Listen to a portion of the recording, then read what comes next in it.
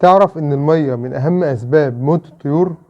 اخطاء كتير جدا اللي هو بتقع فيها بتسبب ان طيورهم تموت، ومعظم الاخطاء ديت بتحصل في مية الشرب اللي هي هما بيقدموها للطيور.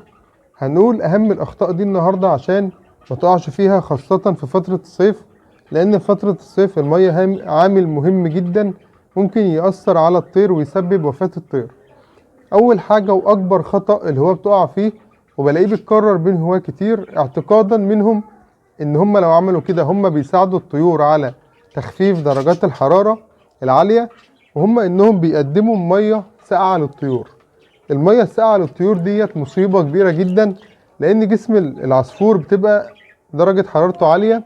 انت لما بتقدم مية باردة او مية ساقعة والعصفور يبدأ يشرب منها، انت بتعمل انخفاض مفاجئ في درجة حرارة جسم العصفور، ممكن يسبب سكتة قلبية كمان للعصفور. مش موضوع ان هو يجيب له برد او يتعبه بس، لا، ده الموضوع ممكن يوصل ان العصفور يموت منك مباشرة بعد ما يشرب المياه الساقعة. احنا نفسنا لما بيبقى جسمنا سخن ما ينفعش ان احنا نشرب مياه ساقعة مباشرة، عشان بتبقى كل الاجهزة الحيوية داخل الجسم سخنة، فما ينفعش ان احنا نعرضها او نعمل لها صدمة ونشرب مية ساقعة مباشرة. الموضوع ده خطر جدا يا جماعة، وبيسبب وفاة العصفور في الحال. والناس فاكرة او الهواة فاكرين ان هم لما بيعملوا كده هم كده بيساعدوا العصفور على تلطيف درجة حرارة جسمه العالية. فده اهم سبب واخطر سبب، الهواة للأسف مش عارفين ان هم كده بيموتوا العصفور بايديهم. هنتكلم بقى عن اخطاء شائعة كتير اللي هو بتقع فيها، وهي ان هي تسيب المية عند الطيور فترة كبيرة.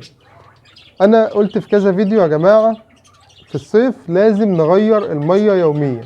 يوميا بمعنى كلمة يوميا، مفيش فيها ان انا اتكاسل واسيب المية كذا يوم، بل انا عايز اقولك ان المفروض ان انت تغير المية مرتين يوميا. ليه مرتين يوميا؟ لان المية نفسها لما بنوصل لوقت الظهر لحد العصر كده والجو بيبقى حر جدا، المية بتسخن داخل المسقى. المية لما بتسخن العصفور ما بيرضاش يشرب منها.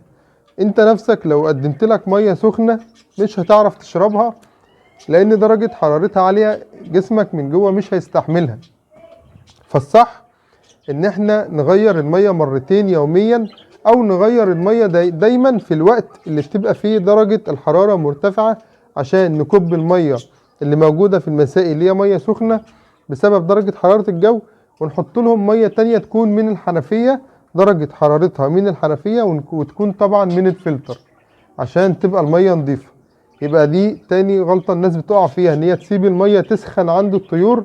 وطبعا لما المية بتسخن بتبقى بتساعد اكتر على انتشار البكتيريا وعلى نمو البكتيريا والفطريات والكلام ده كله داخل المسقى، وطبعا بتبقى سبب امراض كتير للعصافير. طيب اللي بعد كده واللي مهم جدا ان احنا نتكلم عنه، وهو الاضافات اللي انا بضيفها على المية. ما ينفعش ان انا احط اضافات على المية واسيبها فترة واقول لما يخلصوا الفيتامين او لما يخلصوا الكالسيوم او لما يخلصوا الاضافة اللي انا حطيتها على المية. لازم المية تتغير يوميا.